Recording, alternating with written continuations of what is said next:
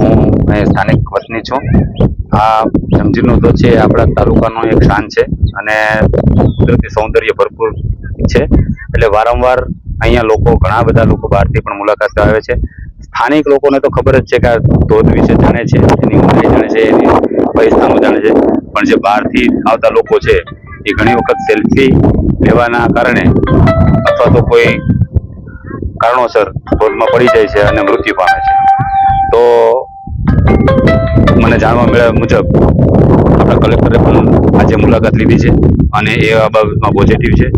આ સ્થાન છે એ ખરેખર ચોમાસાની અંદર કુદરતી સૌંદર્યથી ભરપૂર થાય અને લોકો વધુ મુલાકાત લે છે। એટલે અહીંયા સુરક્ષા માટે કંઈક વ્યવસ્થા ઊભી કરવામાં આવે તો કાંઈ બી ધોરણે આ સ્થાને જે અનચ્છનીય બનાવો છે મૃત્યુના, એ અટકે એવી અમારી માંગણી છે।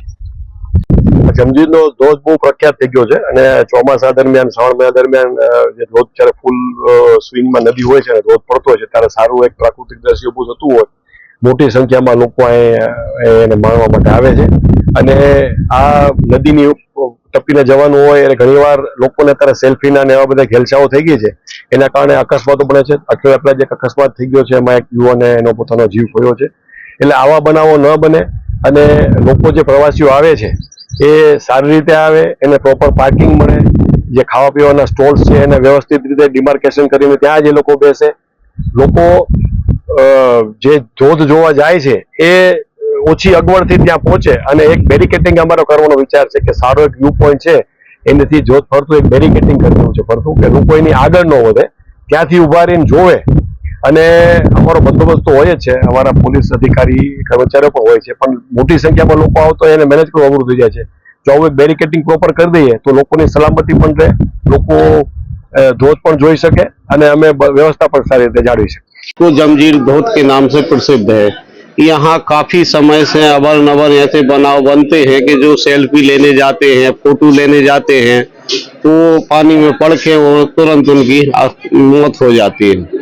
तो अभी कलेक्टर साहब ने मुआवजा लिया था, अन्य अधिकारी थे, पुलिस थी, सिंचाई विभाग थे, सभी कर्मचारी थे, तो वहाँ आए थे वो, उनने मुआवजा लिया। पर उन्होंने जो मुआवजा लिया है वो कुछ मतलब परिपूर्ण मुआवजा नहीं हुआ। उन्होंने जो डिसीजन ले रहे हैं उससे परिपूर्ण घटना होना रुकना मेरे को नहीं लगता कि शक हो जाएगी।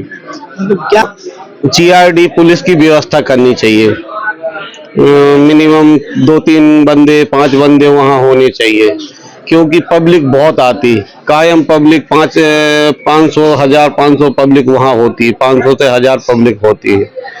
तो पुलिस व्यवस्था करनी पड़ेगी। दूसरी व्यवस्था है कि वहाँ जो खड्डे पड़ गए हैं, जो ऐसा हो गया है, मतलब धोध में जो बिगड़ रहा है उसको एकदम समतल और बराबर कर दे, जिससे आदमी को पानी में जाने की, और प्लस वहाँ ऐसे बोर्ड लगा दे कि ऐसी ऐसी अकस्मात यहाँ हुई हैं पहले से, ऐसा ऐसा लड़का था, यहाँ का अकस्मात हुआ, ये सब वो पब्लिक देखेगी, बाँचेगी और फिर समझ में उसकी आएगी तो वो धोध के पास नहीं जाएगी। ये तो अनगिनत हो गई है, तो कोई गिनती नहीं है उसकी, क्योंकि हर साल एक दो बनाव बनते ही जाते हैं।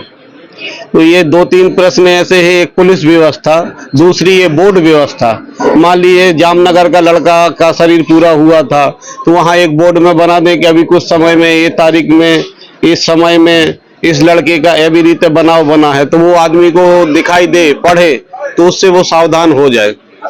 और पुलिस व्यवस्था करने की यही एक व्यवस्था वहाँ काम कर सकते हैं।